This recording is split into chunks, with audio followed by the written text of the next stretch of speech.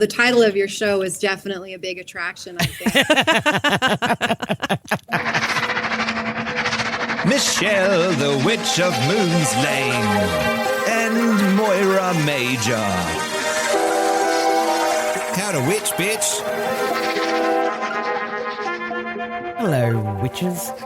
Welcome to How to Witch, bitch. I wasn't going to say hello, bitches, because that's not too nice. Michelle, the Witch of Moon's Lane, hello. Hello. Hello. Hello. Now, today I'm super excited. We are joined by Lisa Hedley from the UK, and she's going to be talking about many things, shadow work, hand analysis. She's got some absolutely fascinating stuff. Wow. And she also delves into a little bit about us. Ooh, yes, this is going to be fun. All right. Also, we need to say a big hello on TikTok.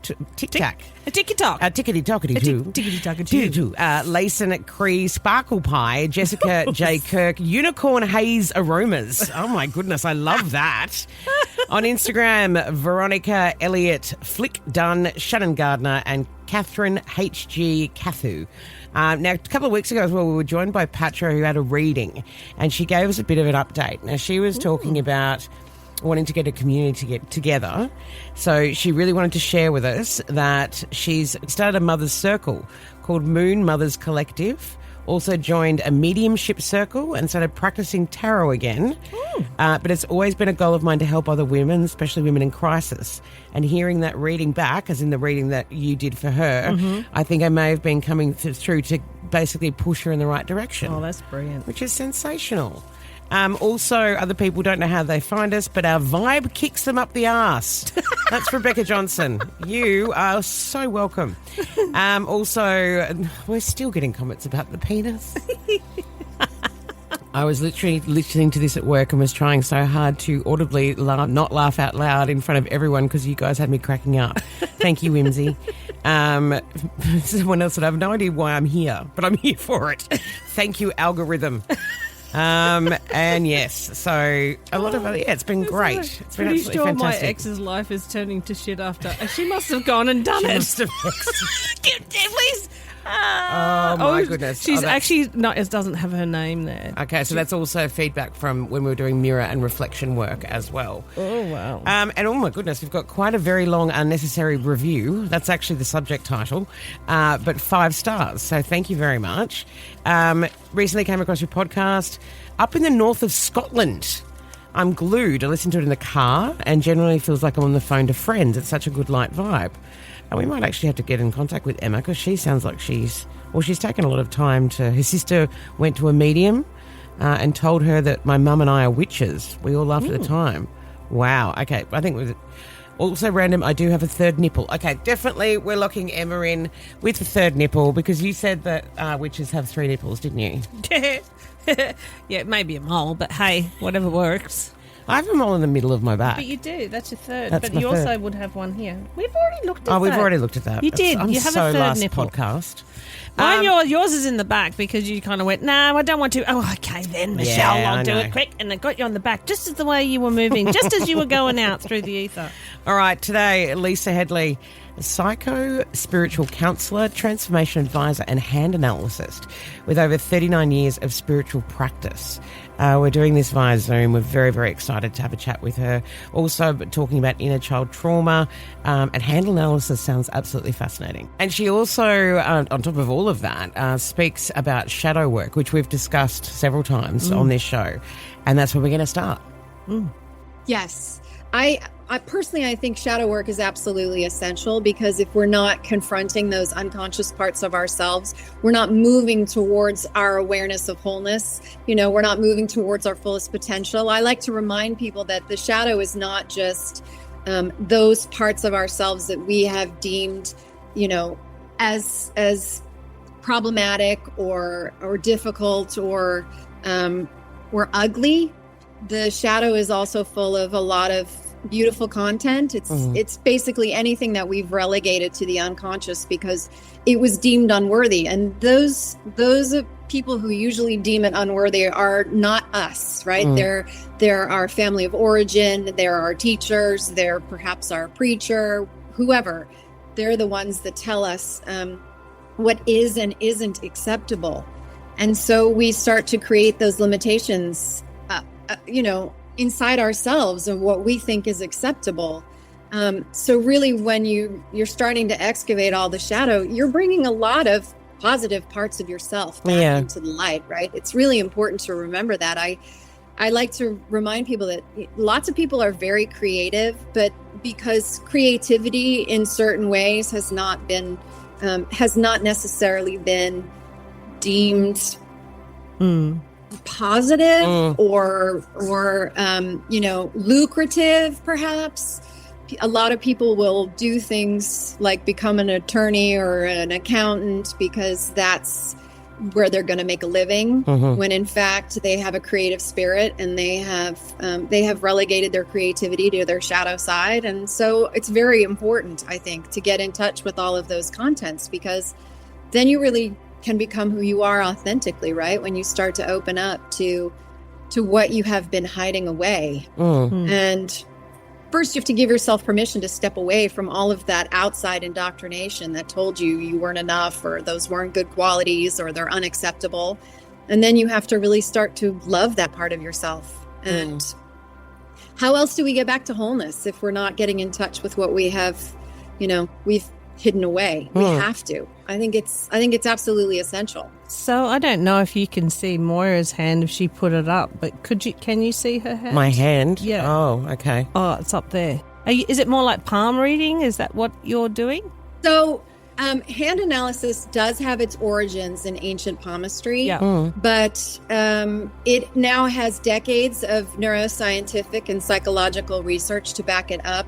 We now know that there are more connections between the hands and the brain than any other part of the body. Wow. And the sensory cortex is sending signals to our hands constantly. So they become discernible markers when you know what you're looking for. I don't actually know palmistry. So I know that there's some overlap there, but I'm not in the prophecy business. I'm in the patterns business, right? So with hand analysis, we use the entire hand. It's not just the palm. We use the fingerprints. We use the entire shape of the hand, the length of the fingers, the length of the phalanges, the length of the palm. I mean, it takes into account the entirety of the hand. The fingerprints, that's where we find our soul psychology in the fingerprints. The fingerprints are fully formed in utero by 15 weeks. So before we're even born, we've already decided what our life purpose is, our life lessons, and our life school. And then those do not change over the entire duration of our life. Whereas the rest of the hand is where we find the personality psychology. And that can change. That can change radically if you change direction in your life. You can have all kinds of different changes take place in the rest of your hands, which either reinforce the soul psychology or deny it. Okay, so here is is my hand. Look, you have a dragonfly tattoo. I do too. Oh, do you? Oh my gosh! And this is pretty much amazing. the same. Yes, I have two actually. I've got another one on my foot as well. That's so cool. Oh, that's amazing. Yeah, the dragonfly is a beautiful representation of metamorphosis. Yes, absolutely. Absolutely. I have to be able to see the lines. Yeah, that's going to be too hard, isn't it? Yeah, it's not clear enough, but I would be very happy to look at your hands. If you guys were to send me photos, I would be happy to look at your hands and give you a bit of a reading. Yeah. Because it's really fun to know. I love this tool not only because it helps me see the shadow, but because it also helps me see the gift. And I love being able to simultaneously empower people's gifts while working through some of the more challenging aspects of their lives. Yeah. They're starting to use, it's still an emerging field, right? There's still a lot of research that's underway. They're starting to use it in medicine to detect for things like disease. Yeah. And I don't know how soon that will be accessible to the mainstream. But that information is really interesting if we can get a hold of that. If you have a marker for cancer, you can be alert to it, right? Absolutely. The other thing that's really interesting is you can reverse engineer someone's face from the characteristics in their hands. How do you? What do you mean? If we didn't know what your face looked like, we could take the characteristics of your hands and we could plug them into a computer and it would bring your face up. Oh my God. I know. It's mind-blowing stuff now. Wow. That's completely blown. Yeah. Now I'm looking at my hands very differently because I'm like, where's my double chin? And it's so funny because over the years I've had people, they find out I'm a hand analyst, and some people just, shove their hand in my face like, here, have a look, tell me everything. Yeah. And other people then they sit on their hands. They're like, nope, never going to show you anything, right? They don't want to. Because I don't want to be seen. Isn't that interesting? Yeah, they're not willing. You've described yourself as a psychospiritual counselor. Can you describe what that means? It means that while my work has aspects of clinical psychology, it also is spiritual in nature, in that I'm very intuitive, and I don't believe that good therapeutic work should be devoid of intuition. I feel like it's really important for us to not only as a practitioner be guiding people back towards their truest self, but also helping them access that truest self so that they know how to trust their own wisdom. And clinical psychology, while I was interested in going in that direction, having spent a lot of time in therapy myself, I often felt like I was treading water, to be honest. As much as the therapy was helpful, it was years and years of therapy. And I thought, okay, what are we missing here? Yeah. Clinical psychology is book knowledge, right? They're applying various strategies from a mental perspective, and that will take you far, but it will only take you so far. At some point, you have to start bringing a measure of body awareness into the process. And what is it? What is the mind, right? If it's not just the brain, but it's also a measure of emotional intelligence, it's a measure of bodily awareness. And let's be perfectly honest, we are multidimensional beings, right? We have all kinds of perception that is beyond our senses. And trying to tap into that was really important to me. I wanted people to heal on all levels, basically because I needed to heal on all levels. I was going to say, is that because I'm noticing child trauma, emotional frozen patterns, all that kind of stuff. You said that you spent many years in therapy as well. And I know a lot of people get into counselling and therapy as a profession if they have gone through trials themselves. So that sounds as though that's a very familiar story to you. It is. I had a decade of eating disorders as a child. I had various traumas that I had to heal. And obviously therapy was the most readily accessible form of healing. When I was a kid, I mean, I've been at this for a very long time. So back then therapy was kind of your only option. Yeah. But in my 20s, I took up yoga, and I've been practicing now, and I'm now in my fourth decade. Yeah, I've been practicing a long time. And when I started to really get into things like yoga and meditation, I started to see the value of opening up various healing modalities. And then I wanted that to inform my work. I did yoga teacher training with the intention of adding that into my therapeutic practice. And all of the systems that I studied, be that astrology, the gene keys, the Enneagram, the Myers-Briggs system. I looked into a lot of personality assessment, and I arrived at Hand Analysis because it was the most concretely predictive system for expediting the healing process, because it shows us our soul and personality psychologies. So for me, it really was a question of, how do I heal myself? And how do I do that, not just from a psychological perspective, but how do I do that from a holistic perspective, right? Everything about me needs to be healed. And so I started to apply those frameworks to my work after I had done the work on myself. So I couldn't really pigeonhole myself into psychology, because it felt really important to take into account all these other things that I knew to be true and I had learned along the way. And intuition being the most important, I think. Yeah, definitely. Do you think that different personalities or different star signs handle trauma and things differently, and how the planets are with we were talking about before with the Aries being coming at us at 100 miles an hour at the moment, especially with all those planets lined up in it. Do you feel that when you've been working with people, there are definitely certain astrological signs that come in that will heal a lot quicker than others, and others just find it difficult? It's funny that you say that, because I was watching something on YouTube the other day featuring Dolores Cannon. I don't know if you're familiar with her work. Yes. And she was talking about astrological signs and how old those souls are, right? Mm-hmm. That certain signs show signs of being significantly older souls than some of the other zodiac signs. Mm-hmm. I would say my own experience tells me that, yes, certain signs are going to be more compulsive, perhaps, and impulsive, and perhaps more self-destructive than others. Yeah. Yes, I think that's probably true. Although, I think each and every sign carries its own distinct flavor that I think is really important for each and everyone's journey. This is the thing that I like to say to my clients, is that there are as many paths to awakening as there are people, right? We each have our own journey. So for someone, let's say you mentioned the Aries aspects at the moment. Yeah, well, Aries can be a bit Aries. more. Oh, you're an Aries. I'm an Aries. Are you? Yes. Yeah, so I go at things at 100 miles an hour, and I think... Really? No shit. Oh, sorry. Sorry. Shut up, Miss Virgo. Yes, I'm a Virgo, so we're very different. Yeah.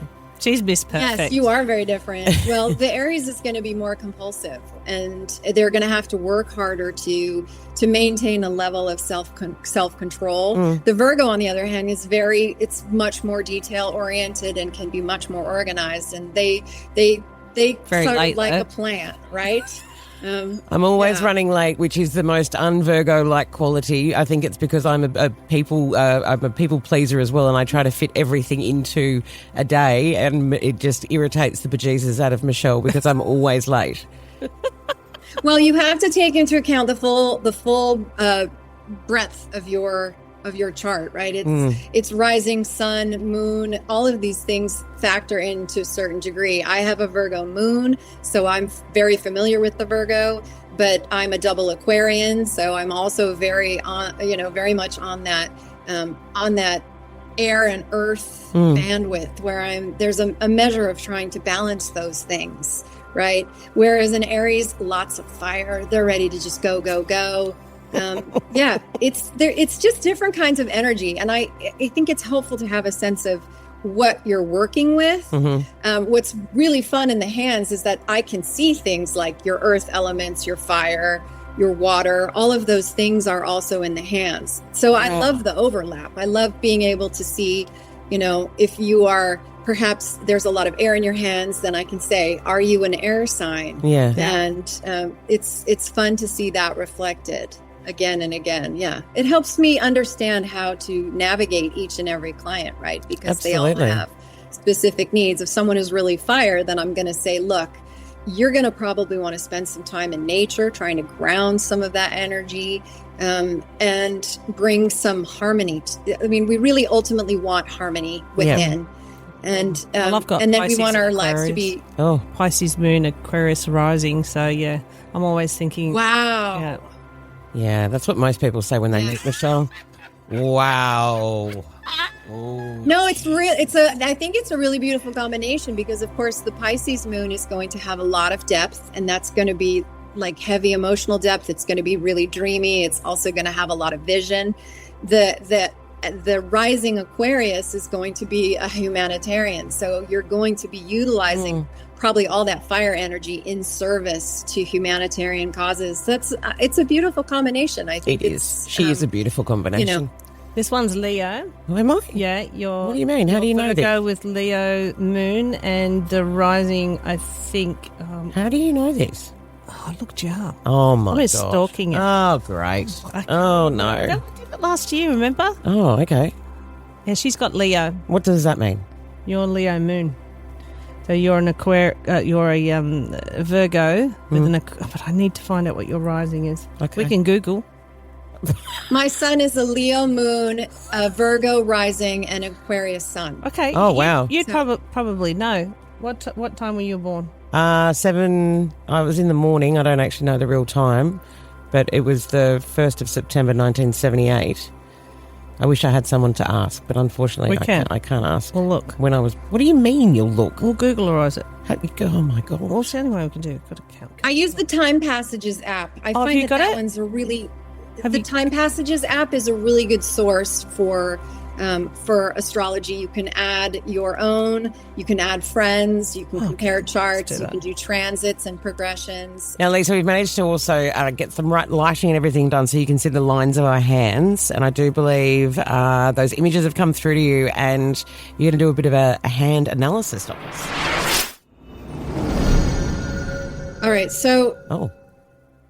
Michelle is the nails and Moyra is no nails. The no nails. I'm like, how am I going to know whose hand is which? Then I saw the tattoo. Yeah, the dragonfly tattoo, that's me. Yeah.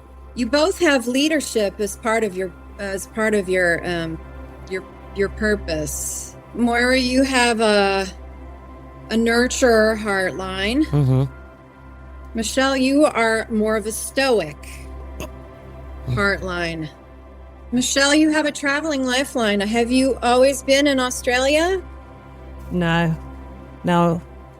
I was born in New Zealand, but I did travel a lot in my early 20s. I travelled with a backpack, and it was bigger than me. One-way ticket. Those people who have a traveling lifeline usually die in a different country than the one they were born in. Wow. Great. So don't leave. No, I will. 'Cause I was No, born I in mean, New Zealand, so I was What's interesting is that the further the traveling line drifts into the moon, the further you will be from where you started. So when you say you were born in New Zealand and you're in Australia, your traveling lifeline hasn't moved that far. Yeah. But it's there. What's interesting is I have a traveling lifeline as well. I was born in Johannesburg, South Africa. Oh, wow. Subsequently emigrated to England first and then to the United States. Yeah. And my traveling lifeline is, the South Africa is almost as far away as you can get from the United States Yeah. on this earth. So my traveling lifeline goes all the way into my moon sign. Oh, wow. Okay. Or into my moon mount. So do you feel like you are pretty guarded with your emotions? Michelle, do you play your cards close to the vest? Yes. Yeah.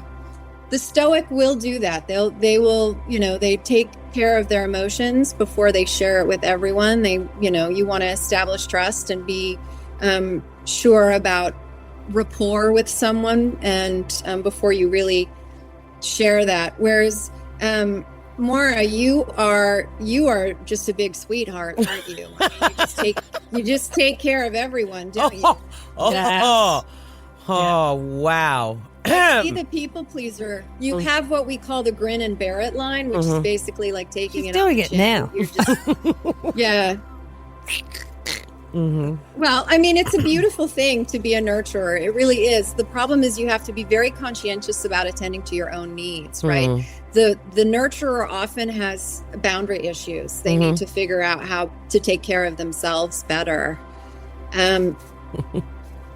But, when I'm looking at your hands, you both have very generous Venus mounts, which is the pleasure zone. It's the zone of sensuality. So there's a lot of life force for both of you in that region of your hands, which tells me you enjoy life's pleasures. It's sex, it's music, it's Wine, dancing and eating and Vine. all of these. Yeah. Vine. Yeah, you both are into that and you share that, it's wonderful to have friends that you can really get into all the, be grounded in your body, enjoy life. It's part of being a human and having this experience. And I guess also with the two of us having heard that, the stoic and the nurturer, you actually do pull me up a lot with the stuff that I do, where you're just like, nah, that's just stupid, nah, that's just whatever. And that as a friendship is actually what I need because I don't have any boundaries. So I'm like, I'll help the kittens, I'll help the old woman in the chair, I'll help every member of my family, and then I'll die in a big old heap. Whereas you're like, nah. But then I do that for a job. Yeah, exactly. I'm that humanitarian. You're I do for a job, and I'm yeah. always adopting animals that aren't mine. You both have good intuition. You both Yep. have strong intuition. Moyra is a bit more of a finisher in terms of getting things done. Nice. That's very funny. What's interesting is that, Michelle, you need to be inspired. You need to be inspired to get started, and you need to be inspired to keep going. Whereas Moyra's like more of a, she'll just dig in and get it done. Yeah. And, I would suspect that the two of you are really fun together. I mean, I get the sense that you complement each other well in your friendship. But yes, you both have leadership as part of your life purpose. I would need to see your other hands, I've got one hand from each of you. I'd need to see the other hands from both of you to be able to definitively tell you what your life purpose is. Does it say any time we're losing weight? What timeline does it come up? Is it like around about now? Does the line get really big to start with and then gets a lot thinner, like along the way? Yeah, unfortunately, I wish I could predict that for you. I'm really not in the prediction business, unfortunately. I get a lot of that. Some people will say to me, when am I going to find love? And I say, okay, well, I don't know palmistry and I can't actually tell you. But I can tell you that when you're living your best life, you will find the things that you are looking for. Yeah. Right? When you have stepped into the most authentic version of yourself and you have made yourself happy, you will get everything that you're after. It's all going to come towards you. Right? But you have to trust that. In terms of weight, I don't know. I mean, I haven't stepped into my authentic self. I really think that I've missed the boat. I should have been like a goddess with grapes and stuff, and wine and vine. Yeah, you were clearly meant for another time. Exactly. The goddess, the matriarchal societies where there was goddess worship. That's it. That's what you want. That's what you're craving. That. Yeah. Okay. Yeah. I see that. Yeah. I'd be rubbing your feet probably. Plus, we wouldn't need to lose weight because the actual real goddess looks like us. Well, that's what She's got big bazookas and a nice bottom. She likes people bringing her food. And vine and worshipping her. Oh, this sounds amazing. I know. Lisa, this has been absolutely fascinating. I think that it's up to us, though, to bring that spirit back right now. Absolutely. Not to wish that we were living in a different time, but I think that's what we're trying to do. Other timelines could inform this one. Right? Yeah, absolutely. Lisa, how do people get in contact with you? This has been fun. It's been so good. I have a website, lisahedley.com. Yep. So that's the best place to find me, especially if you want to do a hand analysis. Yeah. Your own. I think a lot of people to do. And for those who are listening, I have a discount code. You can put podcast into the checkout for a $50 discount. Oh. I also write a Substack, so you can find me there.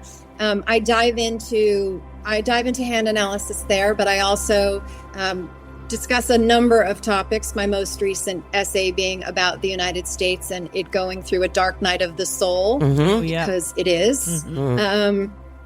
I don't really limit my topics. I feel like it's really important that we greet spirituality both from the personal level as well as the collective level, right? Because spirituality, as we are waking up, as we become more authentically ourselves, is moving us towards a direction of more community and collective understanding, where we are a part of helping everyone rise, everyone feel good, everyone step into their authenticity. That's why a lot of people are saying a lot of these mental health disorders are coming in, is because we've lost our relevance with the land. Because back in the day, we had a lot more community. And the community was, we used to come together for the different times, and we used to sit on the earth, and we used to do lots of live in communities, and now more and more people are just disengaged. Yeah, it took a village to raise a child, and things like that, which we don't have. So I think that, bringing Mother Earth back in, and what sort of Moyra and I are doing is sort of trying to bring